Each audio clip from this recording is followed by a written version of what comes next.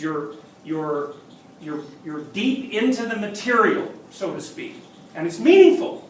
It's directly meaningful. Yes?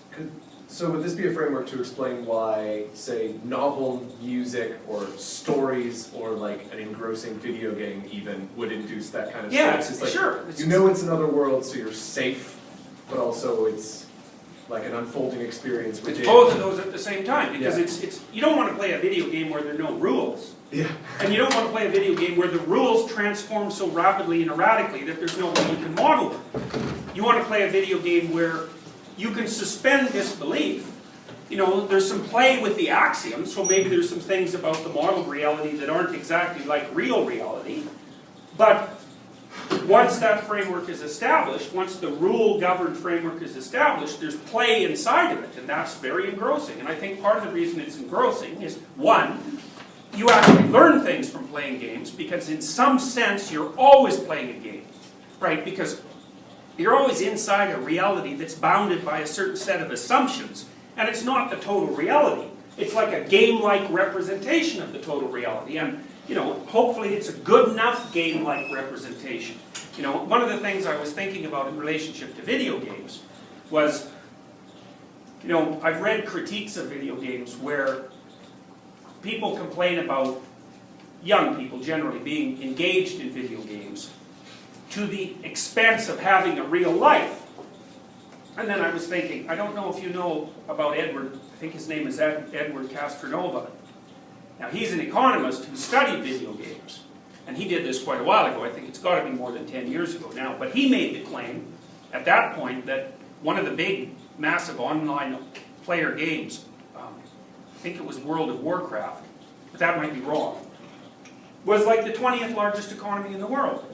Really, not in any fake way, partly because you could sell artifacts that you were producing on eBay, for example, but also partly because people traded within it. And like there was no reason to assume that the additional level of abstraction that that video game represented was necessarily any more abstract than what we were already doing in economies. So then you could ask yourself, for example, think about this. Is it more real to lead a band of adventurers through a complex mythological reality in an online game, or to work at McDonald's? Now you'd say, well, to work at McDonald's because that's real, but let's think about that for a minute. So exactly why is it real? I mean, first of all,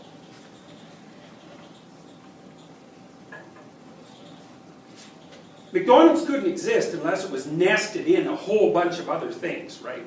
So it has to be nested in a functional capitalist economy, and that has to be nested inside a functional political system, and then there's all sorts of other preconditions in terms of material supply and so forth that have to be in place before you're able to work there and receive tokens for your labor.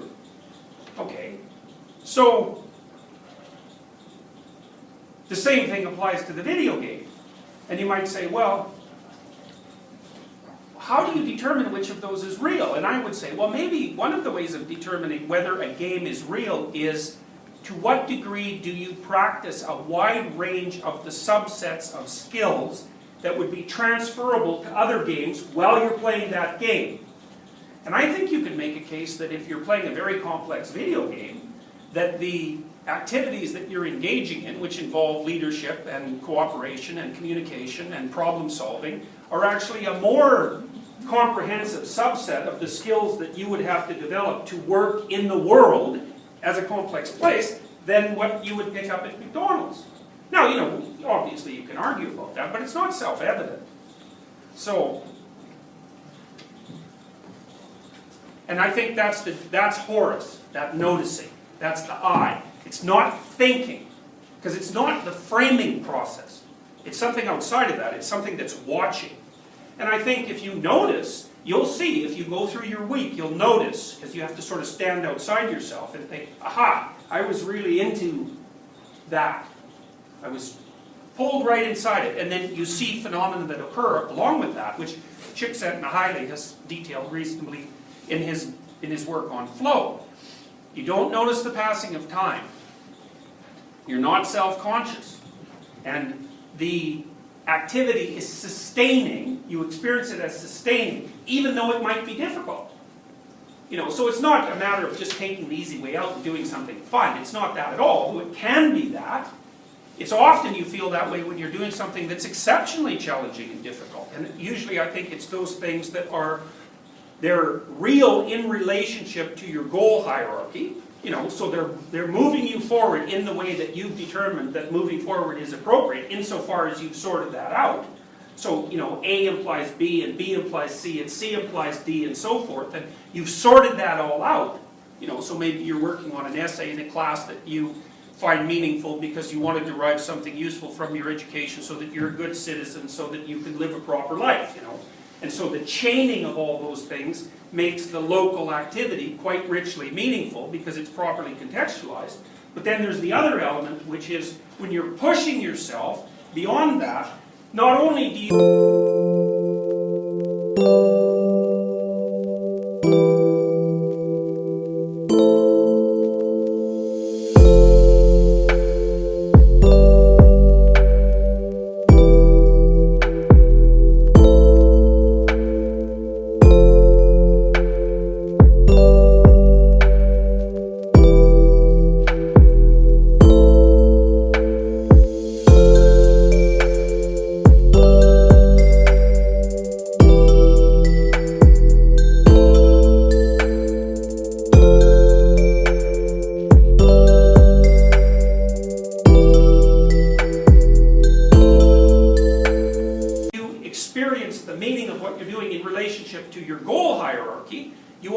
transcend the goal hierarchy at the same time, so that while you're working towards realizing it, you're also working towards transforming it and improving it, all at the same time. And I think that you're set up to experience that as the highest form of being. And then there's a corollary to that, which is maybe if you spent the bulk of your time doing that, so you got practiced at it, so you were doing it.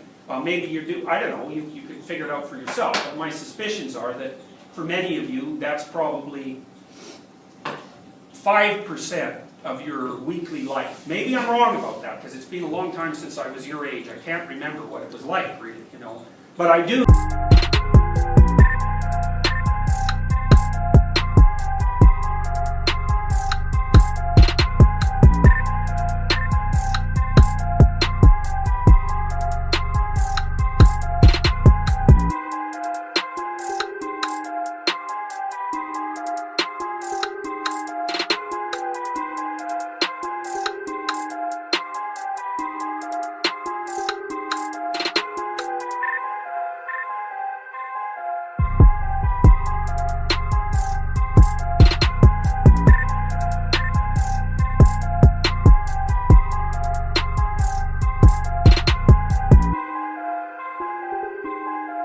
When I survey undergraduates and I ask them how much time they waste, they're telling me, generally speaking, it's 4 to 6 hours a day. And I actually think it's probably more than that. And so that's time not spent in this particular state of mind, and it's wasted time. Well, you even recognize it as wasted time, because when someone asks you if it's wasted time, you say yes. And it's like, well, wasted, if it's wasted and you know it, you're obviously comparing that to some other sort of time that isn't wasted, right? That you regard as valuable and meaningful and worth engaging in, even though it might be difficult and require discipline and all those sorts of things. So you might ask yourself, if you have times during the week where you're engaged enough in what you're doing so that you find that intrinsically meaningful and it removes the burden of tragedy, and I don't mean because you're preoccupied.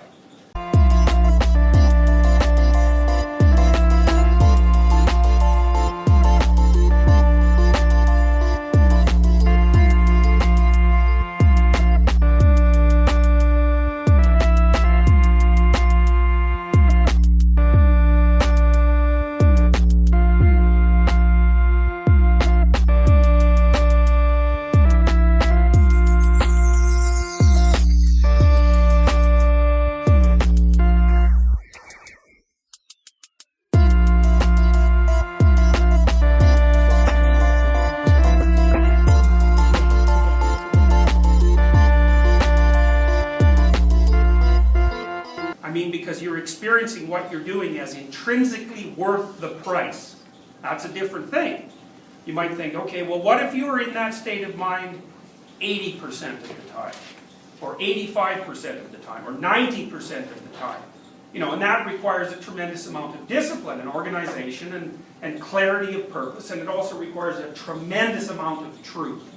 Because the enemy of setting yourself up so that you can do that is untruth. Because what happens is, to the degree that you engage in untruth, you contaminate your frames fundamentally. And then you're in real trouble. Because you won't be oriented properly if your frames are contaminated, and they're contaminated to the degree that you build them out of nonsense and delusion.